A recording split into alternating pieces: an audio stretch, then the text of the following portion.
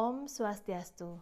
Sebelum memulai presentasi kali ini, izinkanlah saya memperkenalkan diri terlebih dahulu. Nama saya Ninyoman Swastini, mahasiswa Pasca Sarjana, Program Studi Ilmu Komunikasi Hindu, Universitas Hindu Negeri I Gusti Bagus Sugriwe, Denpasar. Pada kesempatan ini saya akan mempresentasikan mata kuliah teori komunikasi, yaitu tentang teori retorika yang dikemukakan oleh Aristoteles dalam kehidupan sehari-hari.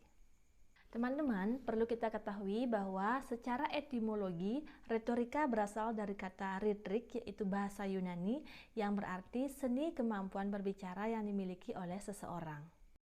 Menurut Aristoteles, dalam The Rhetoric mengemukakan bahwa rhetorical theory centers on the notion of rhetoric, which Aristotle called the available means of persuasion. That's a speaker who is interested in persuading his or her audience should consider three rhetorical proofs: logic, logos, emotion, pathos, and ethnic or credibility, ethos. Jika boleh saya artikan kurang lebih bahwa teori retorika itu mengemukakan berpusat pada retorikan itu sendiri. Jadi yang oleh Aristoteles disebutkan bahwa sarana persuasi adalah retorika itu sendiri. Artinya, seorang pembicara yang bisa mempengaruhi audiens harus menguasai 3 unsur, yaitu yang pertama, logika atau logos, emosi, pathos, dan etika atau kredibilitas yang disebut dengan ethos. Dalam kehidupan sehari-hari, paling sering kita menggunakan teori retorika ini sebenarnya. Contohnya, kalau saya sendiri menggunakan retorika ini untuk dalam ilmu berdagang atau marketing.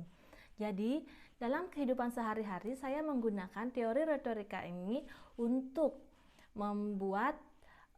mengembangkan bisnis online. Nah, yang saya gunakan adalah media Facebook, di mana media Facebook ini audiensnya rata-rata sama. Setiap hari saya melakukan penambahan audiens 10-20 orang.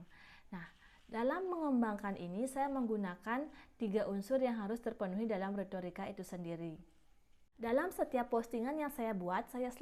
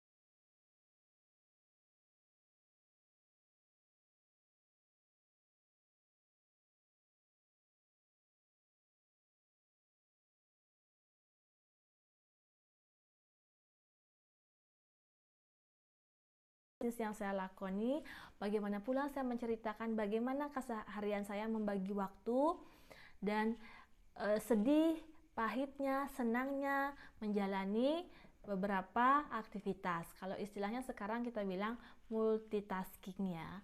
Nah, begitu. Nah, perlu juga teman-teman ketahui untuk mempermudah bagaimana kata-kata apa yang saya gunakan, berikut cuplikan dari postingan-postingan saya. Oke, ini contoh postingan saya tentang logos, bagaimana saya bisa belajar mengembangkan keilmuan, jadinya apa yang saya posting itu bisa diterima oleh akal sehat. Nah, bagian ini adalah postingan saya tentang ethos. Jadi bisa dilihat dari interaksi yang saya dapatkan dengan banyaknya like, banyaknya komentar. Ini menunjukkan bahwa apa yang saya ungkapkan itu mendapatkan feedback yang positif dari pengikut-pengikut saya ataupun audien di Facebook. Oke, dan yang terakhir ini yang disebut dengan pathos. Pathos yaitu adalah kredibilitas kita. Jadi, bagaimana saya membuat postingan yang bisa menyentuh sisi emosi dari audien. Setelah memenuhi ketiga unsur ini, barulah saya tetap membuat postingan yang bersifat marketing atau mengajak para audiens untuk ikut terlibat dalam bisnis yang saya tekuni ataupun untuk berbelanja di toko saya. Dengan saya mencantumkan nomor telepon atau nomor WA. Nah, setelah mereka menyimpan nomor WA ini atau mengklik nomor WA ini, mereka akan saya giring masuk ke data kontak bis saya. Disinilah kita akan melakukan transaksi dan kejadian ini akan terus berulang-ulang seperti itu. Ketika mendapatkan komentar, ketika mereka berbelanja, saya minta feedbacknya. Nah, feedback ini saya foto lagi. Ini saya juga jadikan bahan postingan. Baik, sekian presentasi dari saya.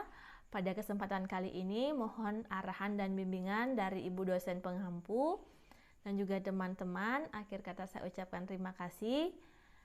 Om Santi Santi Santi Om.